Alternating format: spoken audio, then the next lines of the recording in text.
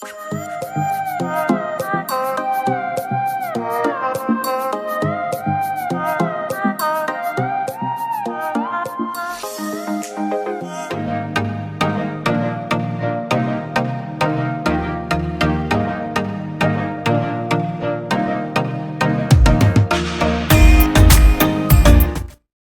gonna need a helping hand. A fish has got to learn to swim on land. Walk with me, little girl, don't you be afraid. Bring a blanket to sit on. School of Rock is one of the plays you'll see today. Be More Chill and getting the band back together, as well as really amazing music and dancing. And tell us about your show on 106.7. You should listen every night. Yeah. Sick of sitting at your job, daydreaming about the life that you would have if you'd won that big jackpot? Do you want to design a life for yourself that you don't need to take a vacation from? Do you have a vision for your life that you just don't know how to make a reality?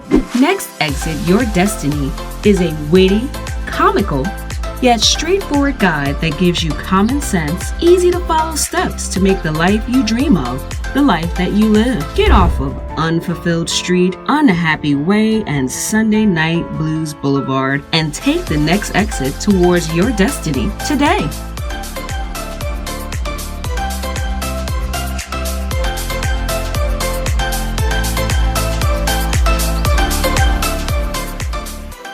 Greetings. I am Dr. Ebony Potts. I am the author of Next Exit Your Destiny, Taking the Road Towards the Life of Your Dreams. And info on how to obtain this book is going to be right down here in the comments. But if you are tuned in today, I appreciate you for being here. I am the host of Dream Building 101. On this channel, we interview people from all walks of life to give you concrete examples of individuals who are walking their own paths to fulfillment. And that's what the book Next Exit is all about. So if you haven't picked yours up, make sure that you do that. If you like what you see today, also, don't forget to click the thumbs up, to share this video, and subscribe to the channel. So today I have the pleasure of interviewing someone that I've known for quite some time. And she, in my opinion, has blown up. This girl is all over the place. I saw her on the Macy's Day Parade. I saw her at one of the shows that she was in on the Macy's Day Parade. Has won awards. Always been a very talented individual. But I am interviewing Miss Aurelia Williams. Welcome. How are you today, ma'am? Thank you. I am very well. I'm very well. Thank you. That's great. I'm happy to have you. So tell the people who you are. I know what, to a certain extent what you do, but tell the people who you are, what you do, and tell them a little bit about yourself. Okay. Well, my name is Aurelia Williams, and I am a musical theater performer. So what that means is I'm an actor. I'm also a singer. And every now and again, they make me dance, which is most of the time when you're in a musical, you have to do some sort of dancing. So that's what I do. I perform on all levels of entertainment. I mainly do stage performing, but lately, especially this year, I've been doing more television and film because of the epidemic. The stages across the country are closed. So I am doing more recording. I'm actually doing recording in my house, like I'm just singing, and also television and film. The last big production that I remember being a part of was Once Upon This Island. Did I say it correct? Close. It's called Once on This Island. It was a Broadway show called Once on This Island. That it was one of my favorite theater experiences. Yes, and that is the show that actually performed. That was very exciting because that stage play. What did you guys win? It was the Tony Award winning Revival. Hey, girl, please come on. Let me know.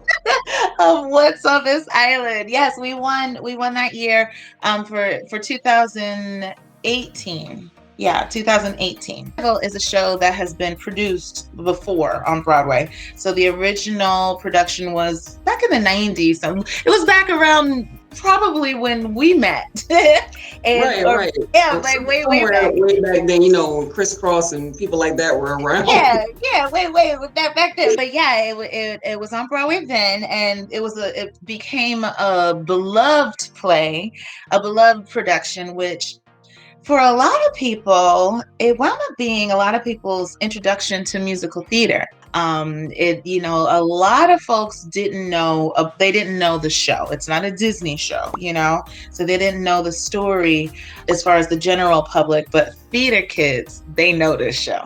They know the show. So it was, and for me too, it actually was my introduction to being a professional in musical theater. This was the first show that I ever booked. Wow. Yeah. That's awesome. Yeah. So what was your career path, once you graduated from high school? How did you end up doing what you're doing? You've always been able to sing. The girl doesn't sing, she sings, okay? So she's always been able to sing. You've always had a beautiful voice.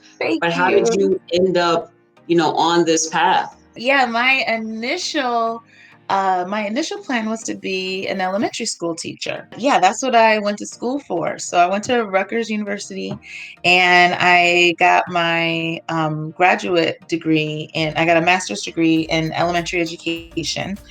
And while I was doing my internship, which was, I was student teaching in kindergarten, I started auditioning. I started sort of dipping my feet into auditioning, mainly off of sort of an idea from my best friend who was a dancer, and she was in the dance program at Rutgers. And she said, there's this show called Rent in New York that you should audition for. And I was like, okay. And I had never auditioned for anything. I just didn't do that. I decided to go. And they started calling me back. And this was a Broadway show. This was a big, Rent was That's a really, awesome. It was a really big show. And so I didn't know what I was doing. So I started auditioning for the show. They kept calling me back. And if anyone knows the show Rent, this is a show that they will call you back. You might get called back 20, 25 times. I'm not even kidding. Gosh. So over the course of a few years, I easily got called back 20 times for Rent. But I never got hired. Which is what? They call you that many times and then you don't get hired for the position? You know what? The truth of the matter is, now that I'm older and I know what they were asking me for, of course I didn't get hired. So they were in there trying to teach me how to place my voice correctly, how to use my body and my muscles correctly in order to produce the sound in a healthy way. And I just was not getting it. And I was not getting it. Going and it's over so your head, funny. huh? Yeah, it's so funny now, because back then I was so sad. I'm like, maybe I shouldn't do this. My first audition, I'm auditioning for a Broadway show, and I'm like, oh, maybe this isn't the path for me. I just didn't know what I was doing. But I did start learning from that point. So I just started finding auditions and seeing what else I could go in for. And sure enough, the first show that I got hired to do was Once on This Island. Wow. Yeah. That's a great story. Yeah. So what about some challenges you faced on your path? Like, I'm sure that at some point you had a turn back moment. I talk about that in my book. Everybody has those on your path, and it's not necessarily, and most of the time we have more than one of those. Yep. How did you overcome it? What did you learn from the experience? And what do you wish that you knew before embarking on your path?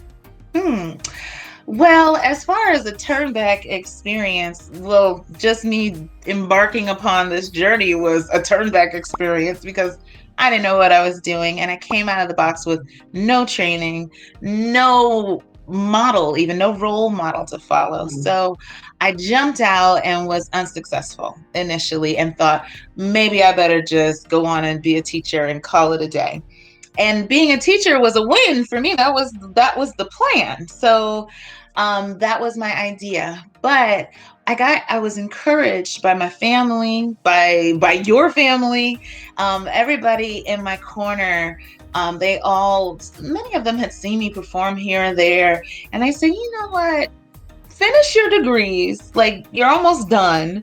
So go on and finish that. And then really try it. Like, really get out there and try it. You will regret it if you don't. You don't want to be one of those people that said that I used to think about doing a certain thing and never really tried. But what happened is I wound up getting hired. I didn't actually do that job of Once on This Island. I was in a singing group at that time, and we were planning to go on a tour. And so I turned down that initial job, and the tour wound up falling through. And I wound up doing a few other jobs. I went on a tour with a children's theater company, which was like the perfect matchup between someone with an educational degree and this, desire to sing. So I was doing children's theater. And then I wound up doing a job where it was big singing, like big church lady belting for a lot of the show. And I lost my voice. I found out that I had acid reflux.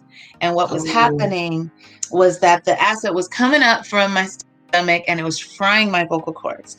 So I had to figure that out. And so the doctor referred me to a vocal therapist, and I started getting actual training of learning how to produce sound. And that was where I felt like I really started to move forward. And ever since then, I'm always learning. I'm never finished learning. And so right now in Corona time, we got another obstacle here where all the stages are closed. And musical theater that's been my main bread and butter, since I've started. And now, for the most part, musical theater, the industry is not happening. So but the television industry, there's been a lot of slowdowns with television and film, but they're still moving forward. So I started taking some film and television classes just to learn how to performing for the camera versus performing for live people is a very different thing. So you get that feedback from the audience, you get that energy, and you can't feel that from a mechanical device in front of your face. No, that's exactly the difference. That's exactly the difference. And I'm used to getting live and just an immediate response. Basically, you got to sort of feel it just between you and your partner or what you're doing, and you just have to trust what it is you're doing and trust the director. Really trusting the director, really trusting your other actors. It's just it's sort of different animal. And that's kind of what I've been doing, and also I set up some recording. Basically, my closet doubles as the place where my clothes hang, and also where if I need to record some stuff, I record it right there, and then I send it out to the engineers to, master it and do what they got to do. You have to improvise and adjust and adapt. So, like the dinosaurs, they didn't adapt, so they're not here anymore. Yeah, and the ones that did, they are the birds that we see today. Right, the birds and the reptiles and the lizards that are still walking around here, right? So what do you love? I mean, I'm sure there's lots of things that you love about what you do, but if you had to pick one, what would you say you love the most about what you do? And what is the most challenging aspect about what you do? Okay, well, the thing I love the most about performing is I love connecting with people. I love connecting with people, but I love also creating an environment for people to connect with each other. Because one thing I find, when you watch a movie at home by yourself versus when you watch a movie in a room with a bunch of people, it's a different experience, right? And that the difference in that experience is that even though you may not have come to that theater with each other, all these people didn't all jump in the van and come on together. there's a connection that's happening. And there's something really special, really human about these connections that are created through artistic experiences, these shared experiences. And I love being the sort of catalyst to create those connections. So that's my favorite thing.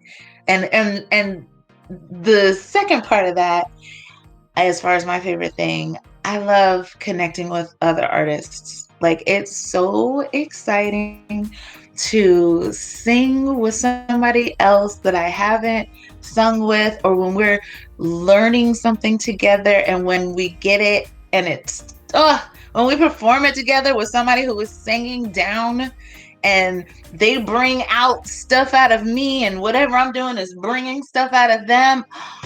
That thing right there, that's that good stuff. That's my favorite thing. I've never been on stage, as far as definitely not. I've been on stage before, but I've not been on stage, Broadway stage. But it's the same feeling.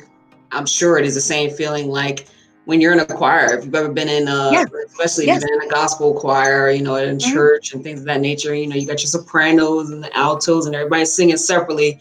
When they put that thing together, especially and everybody's singing their hearts out, and then you hear the harmony, you hear this section over here, you hear it all together.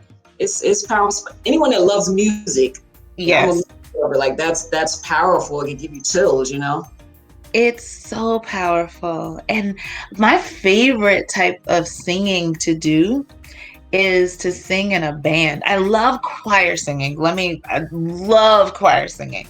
But I love singing with a band. But then when you're connecting with the bass, the drummer, the guitarist, and everyone is on the same page, it is everything. And and blues music, my favorite performances of that type of performance. I'm silly. I'm foolish. I love to laugh. Right? And it was a dinner where the food was amazing, but they ran out of cornbread, and I went on and filled up with whatever else the food was. But then they brought out some cornbread later, but I was full. I got up there and sang a blues song about how I regretted not getting the cornbread before I was full. I just pictured that movie Life in my head. You gonna eat your cornbread? Yes. And it was so good. And I was really like, dang, that cornbread looks good. It smells so good, but I am so full if I eat another bite. And I sang a song about the regret, the lament of not getting the first round of cornbread. And it was so fun. And I was like, I feel better. I got that off my chest. Got it out, right. I mean, people in the audience connect with that, you're at Thanksgiving and so showed up late. Your favorite auntie with that potato salad, and you've already stuffed it. You like, man, I want that potato salad, but I can't do it. Everybody's been there. Yeah, exactly. Everyone can relate. The most challenging part about what you do, what would you say that is? Well, for what I do, continuing to work is a challenge. Because for what I do, you gig. I am part of the gig economy, which means that every job that I have has a beginning and end date. So in order to keep working, you gotta keep auditioning. You gotta keep basically drumming up business. As anyone that's an entrepreneur knows that. You got to keep marketing. You got to keep drumming up business to keep people talking about you, to keep people aware of what you're doing and where you are.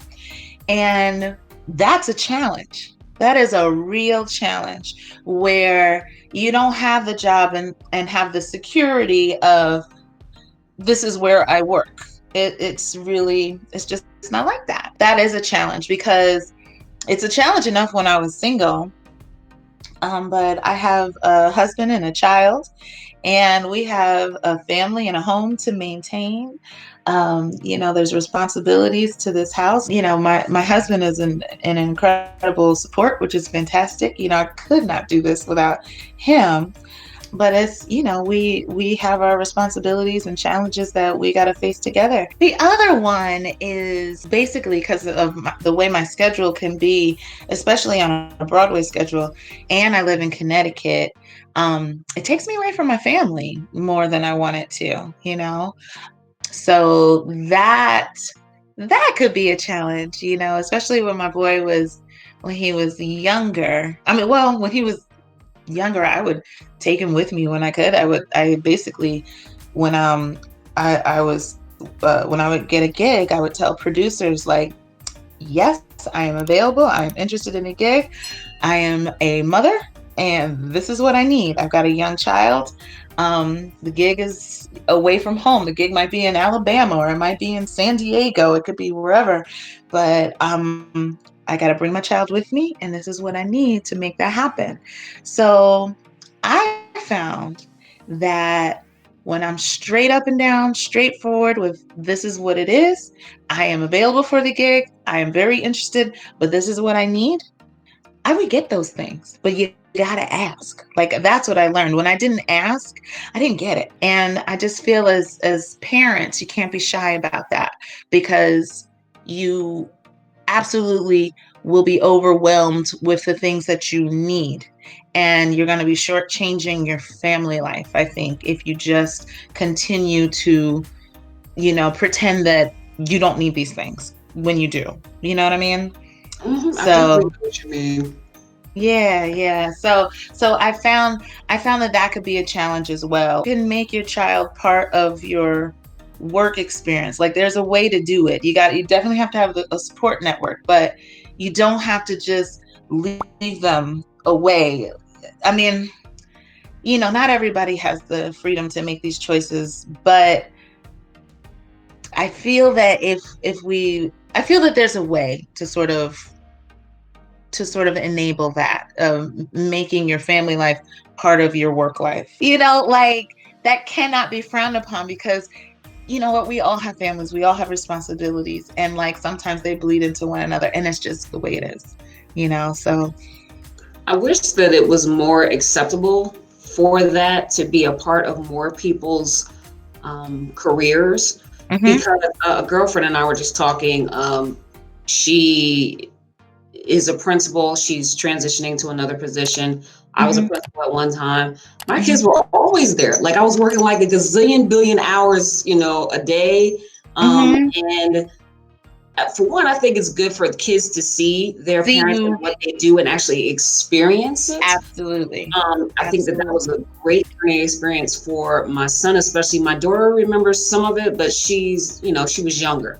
My son absorbed a lot more of it. So he got to see for one, me code switch. And for those that don't know what code switch means, it's you speak with people that you're familiar with your own typical vernacular and how you would talk at home, where you're more relaxed. Right. And then he would see me switch up and speak in a more professional, mainstream, acceptable vernacular and things of that nature, and be able to see that switch and know that that's okay. It's normal. Handling professional situations, how to handle difficult situations, and my son was able to be there to kind of absorb a lot of it. And he was at an age where he could actually understand it. And I'm sure that your son, wow, mommy is going to do this, but now I actually get to see all of the moving parts and the pieces, and wow, I think that I think it's something that just really would be great if it was more acceptable. It's also a load off of you as a parent, because your kid is there, you're not worried about them. There were times when I was an assistant principal where I'm listening to you, but I'm looking at the clock like, this meeting is running over. I gotta go. I gotta get to my kid, how long is it gonna take? Like, I'm not fully there. I think that this Corona situation will teach all of us a little bit more about how to blend those things a little bit better. And I mean, you can be more productive, which is good and bad. You can be because more you never stop. Right, right. You have to learn how to somewhat balance that. That's definitely true. Now we can Right. fly, but yeah, I do. I think that there are some good things that are going to come out of this corona situation. And I think that the blending of work life balance. I feel like the balance is a misnomer because it's not Mhm. really a balance. It's like sometimes this is getting it and sometimes that's getting it. Right. And it's more of a juggle More than like a a balance. balancing act. That's what It's it's an more act. like. Yeah. If you could tell someone Mhm. out there who may just be getting on their path to their best life, because that's what this channel is about, that's what my book is about, Mhm. what would you say to them? if they are if they are endeavoring to start singing or start performing or start this as a career, I get so many people who ask me, how do I start? What do I do? Especially, there's a lot of, I don't know, it's like this sort of mystical, sort of fairy dust haze around the performance industry. Like, oh, if you do that, it's like this closed door. Like, there's always some sort of magical, mystical mystique of what it is that I do. And when you're in it, it's a job. And the way you start, it sounds simple. It may sound, I don't know, but it's to start. So many people want to do this thing, or one day I'm going to try to do these things, but they don't actually do it. And if you want to sing or if you want to perform, especially in an era where really there's the gatekeepers, there's a lot of the gatekeepers are gone with the advent of YouTube and being able to really broadcast yourself. So you start recording yourself and listening to yourself. If you need some training, everybody's training, everybody's teaching now. In corona time, everything is virtual. You can get all kinds of, be a part of groups. You can get on YouTube and YouTube University, because YouTube can teach you lots. Right. YouTube will have you building a house, right? Look, YouTube will have you building a house and practicing excellent vocal technique while you do it. Right, right. So people always say, well, how do you get over the fear? I'm shy, I'm nervous. I always say to do it even though you're scared. Like, you're scared, but do it anyway. Because everything's scary. If you don't, like, if it's your first time, everything's scary. So you do it anyway. And that makes you brave. And that makes you comfortable with being brave. I have a whole chapter on fear in my book. Really? And it's all about what you just said. All of us have been fearful. We started out, learning how to walk. And, you were like, ooh, that person's walking. Ooh, they're running. And you said, I'm going to try that. And you broke your neck. You stood up and you fell. However, what you wanted on the other side of that fear, you wanted it more than the fear that you were experiencing.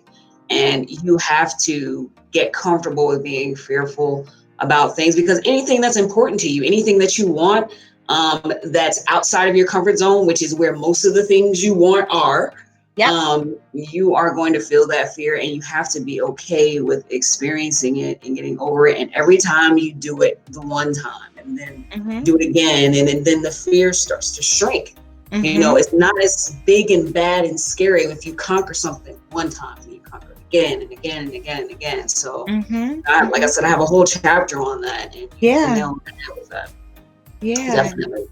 Anything else you want to add, or any upcoming projects, any questions for me that you would like people to know about?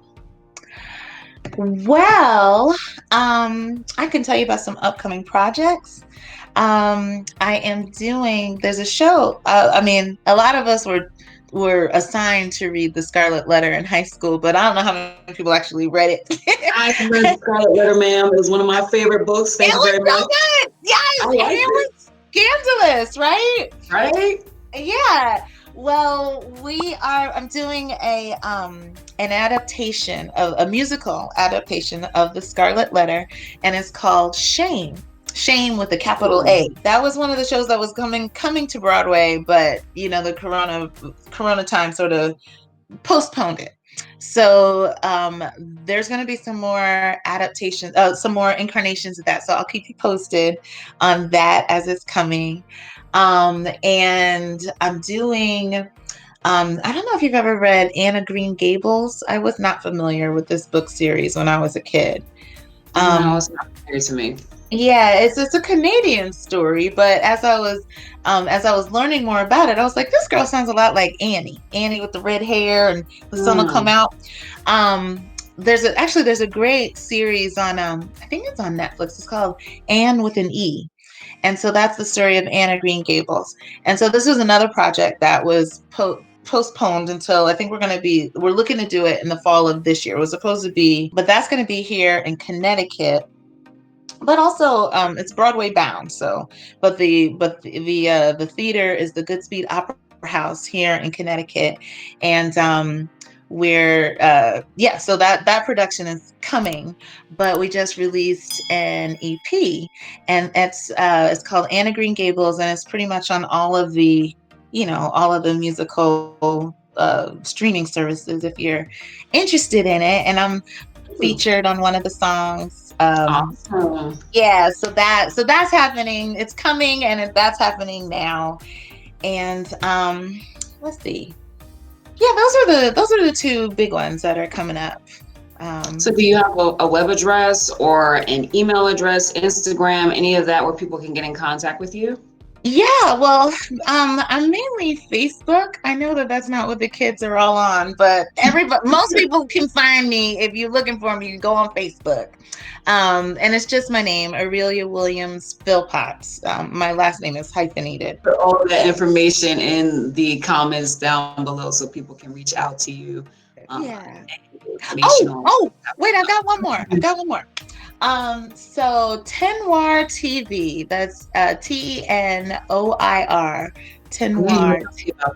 Yes. Tenwar TV is a streaming network that was started by my two girls from college.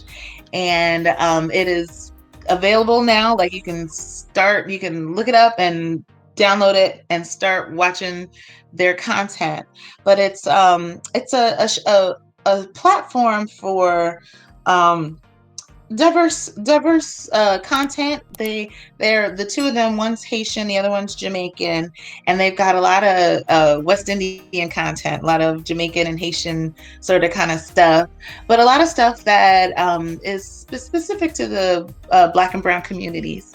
And so I've got some content on there as well. It's a holiday show that I did, so that's on there. But we also just dropped a holiday album as well on there. So that is also available on all of the streaming platforms as well. Well, girl, you stay busy. I'm happy that you stay busy. I hope you continue to stay busy. Yeah. I'm glad that you get to use your beautiful voice. I'm glad that you've gotten trained on how to maintain your beautiful voice. That was important.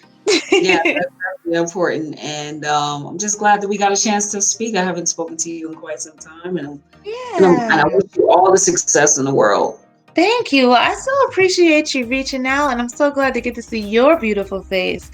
And I'm so proud of all that you're doing. I think it's fantastic.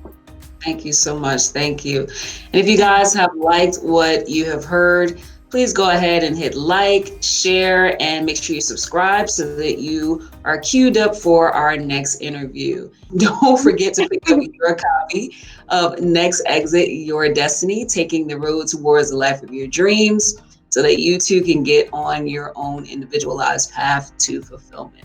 Thank you again, Ms. Williams-Philpotts. You are welcome. All right, and everyone else, have a wonderful day.